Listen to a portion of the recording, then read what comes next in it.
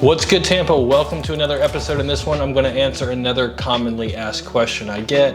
I'm moving to Tampa. What neighborhood should I move to? So let's go ahead and dive into a couple of the different neighborhoods and types of neighborhoods here in Tampa Bay. So of course, depending on your career, where you are in your life and your lifestyle, it's going to depend on which neighborhood you want to move to. So there are several different neighborhoods in Tampa I'm going to bring up in this video, but it's going to be up to you to decide which neighborhood is going to be actually best for you. So I figured what I'll do is I'll break them into two different types of neighborhoods: city neighborhoods and suburb neighborhoods. The city neighborhoods are obviously going to be for those who want to be in the middle of everything that's going on here in Tampa, and then the suburbs are going to be a little bit on the outskirts, more quiet and reserved than, obviously the city neighborhoods will be. The best neighborhoods in Tampa, in my opinion, are the ones where you find those local hidden gems, like those awesome local restaurants or local businesses. And every city neighborhood that I mentioned here is filled with those. So number one is Ybor City. Now, Ybor City can have its, how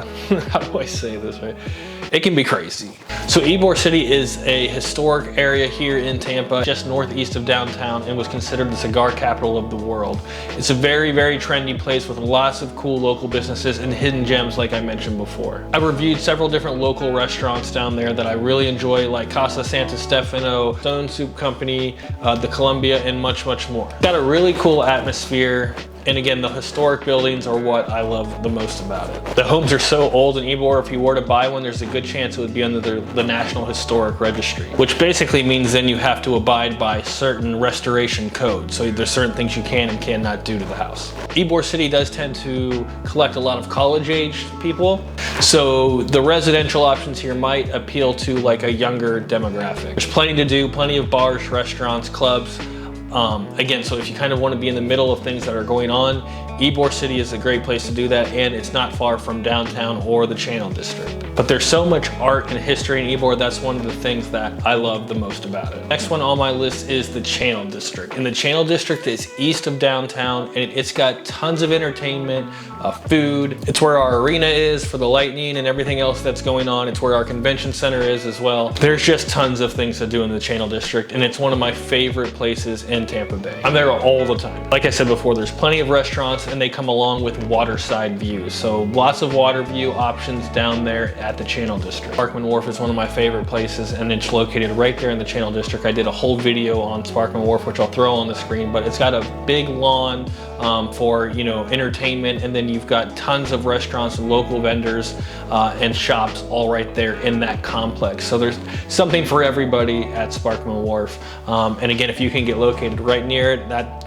is an awesome place to be. They also just opened a new giant Greenwise Publix grocery store there as well. You basically never need to leave your block. So as far as living goes, you'll find an assortment of high-rise condos and lofts down in that area, along with a bunch of boutique shops, and again, plenty of things to do.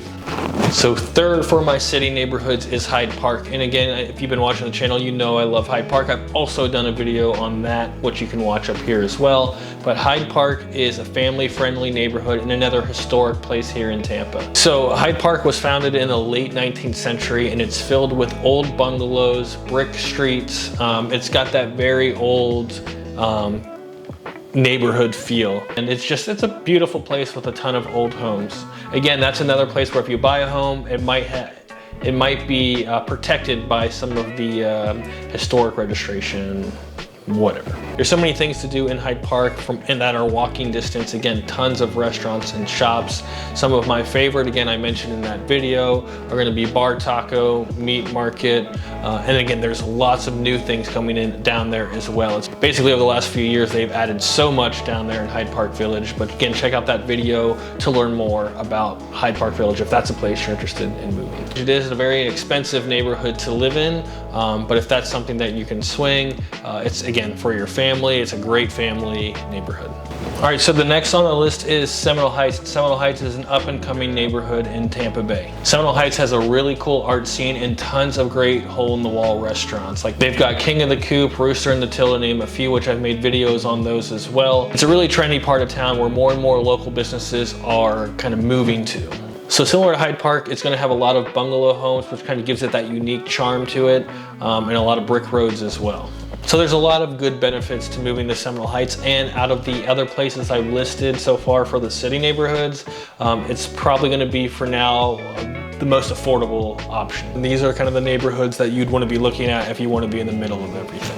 Okay, but say you don't want to be in the middle of everything and you just want to be quiet out kind of in the outskirts, and when you want to come into town, that's fine, but otherwise, leave me the hell alone. The best suburbs in Tampa Bay give you room to spread out and have a decent commute. So a lot of these are going to be planned communities, which will involve homeowners associations or HOAs. And that's to ensure board members keep the integrity of the community all aligned. Now, sometimes that can be a benefit, other times that can be bullshit. So this might be a little bit different of a type of community style than you're used to, but it's really great for families and things like that. So here are a few of the suburb cities that you might be interested in looking at if you're moving to Tampa Bay. Okay, number one for the suburbs is Carrollwood. So Carrollwood is 9 minutes northeast of downtown Tampa, and it again provides a lot of different communities that you can live in that have those HOA, homeowners associations included. The price difference for moving from a city neighborhood to a suburb neighborhood is going to be significantly different, but Carrollwood is considered one of the premier suburb neighborhoods in Tampa Bay. Number two on my list is Westchase. So Westchase is probably the most popular of the suburb areas here in Tampa Bay, but again, a very family-friendly community and neighborhood out in Westchase. It's just like there's so much right in that Westchase community neighborhood area. They have huge homes out in Westchase, but they also do have single family homes and villas and condos and things like that as well. So again, lots of variety, so anyone could go to Westchase and find what they're looking for there. It is also a deed restricted community, meaning again, you'll be part of that HOA, have to follow the guidelines of, you know, that community. And HOAs come with fees for all the amenities and things that you have around the community, like the parks and pools, etc. And then the third place I would look at if you're looking for a suburb here in Tampa Bay is the Riverview area. Riverview is a relatively safe, family-friendly community, and it's the largest suburb on this list, so even bigger than Westchase. To Riverview, it does have a lot of different shopping and restaurants, but again, this is going to be more of the chains and things like that, the franchises out there, where in the city you get more surrounded by those local businesses. Riverview, you can get a lot of home for your money compared to, again, some of the other places on this list, and especially when comparing to the city neighborhoods. So again, most importantly, don't take advice from me. Do your own research, get connected with a local real estate agent, let them help you figure out what neighborhood would be best for you. This is just kind of a high-level overview of some of the key places to keep in mind or to look at. So don't take my advice. Do your own research, get a pro, and keep watching these videos. The last thing I forgot to tell you is to check out these two videos up on the screen now if you're interested in more Tampa content. I appreciate you guys watching. Don't forget to comment, like, and subscribe, and I'll see you all in the next one. Peace.